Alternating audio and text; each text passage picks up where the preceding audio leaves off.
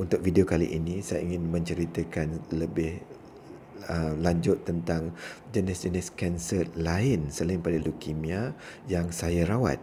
Jadi setakat ini banyak kita bicarakan tentang leukemia, maka merajuklah pula kanser yang lainnya. Jadi macam saya terangkan sebelum ini, leukemia selalunya kita untuk memudahkan kita bahagikan pada 4, iaitu AML, ALL, CML, CLL, ya, secara umumnya.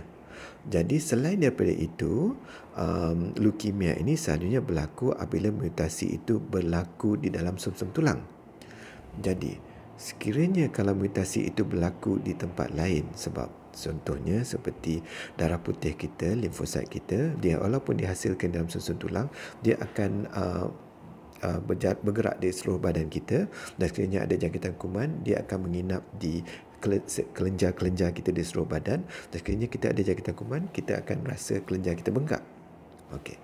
Jadi itu adalah satu yang normal, tetapi sekiranya terdapat mutasi ketika sel tersebut berada dalam kelenjar kita, maka kelenjar itu akan terus membengkak tanpa surut. Jadi fenomena ini kita panggil limfoma. Jadi limfoma ini adalah secara mudah untuk kita sebutkan ialah kanser di mana terdapat pembengkakan kepada lymph node ataupun kelenjar, limfoma.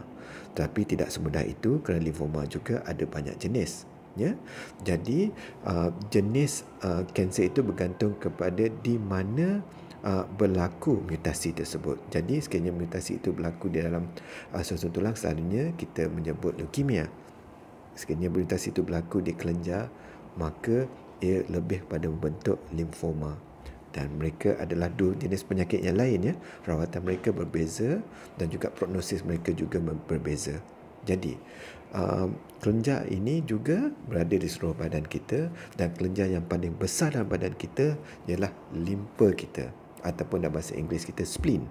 Jadi setengah pesakit limfoma akan mendapat pembengkakan kepada limpa kita. Begitu juga dengan setengah jenis penyakit leukemia, terutamanya CML, CLL dan ALL, selalunya ia melibatkan pembengkakan kepada limpa. Okey, kita akan bincang tentang itu lebih lanjut kemudian. Ya, jadi limfoma selalunya kita sebutkan bila mutasi itu berlaku di kelenjar dan dia menyebabkan kelenjar kita membengkak, ya. Okey. Jadi salah satu jenis kanser yang lain yang saya ingin bincangkan di sini secara asasnya ialah multiple myeloma. Multiple myeloma, sel asasnya adalah sejenis sel limfosit, sejenis sel B limfosit yang kerjanya khusus untuk membuat immunoglobulin, dan sel ini kita panggil plasma cell. Plasma cell adalah sejenis B limfosit. Dia selalunya tinggal dalam sumsum tulang dan tugasnya adalah untuk membuat immunoglobulin. Jadi, sekiranya berlaku mutasi kepada plasma cell ini, maka dia akan terus membuat immunoglobulin tanpa dikawal.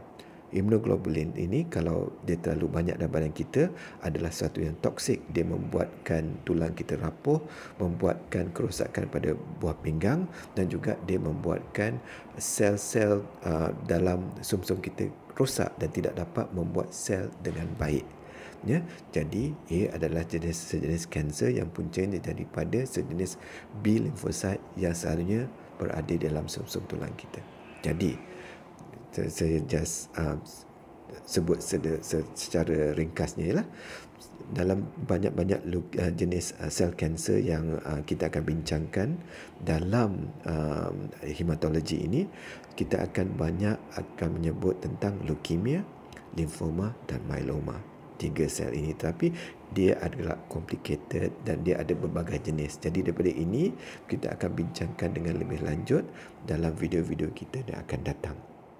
Sekiranya ada kemusykilan, sila berhubung dengan doktor anda, dan sekiranya perlu mereka akan merujuk kepada kami, dan sekiranya anda perlu maklumat lanjut, sila layari